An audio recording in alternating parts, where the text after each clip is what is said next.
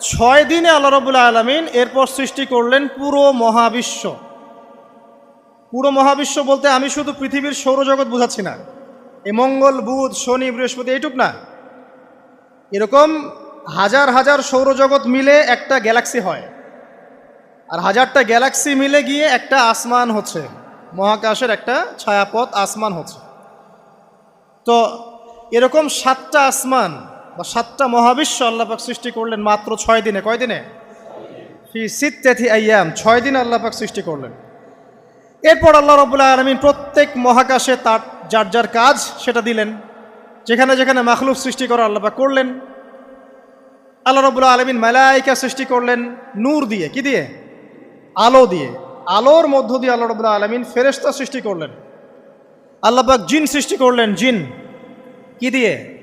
আগুন দিয়ে, একদম যেটা উত্তপ্ত আগুন।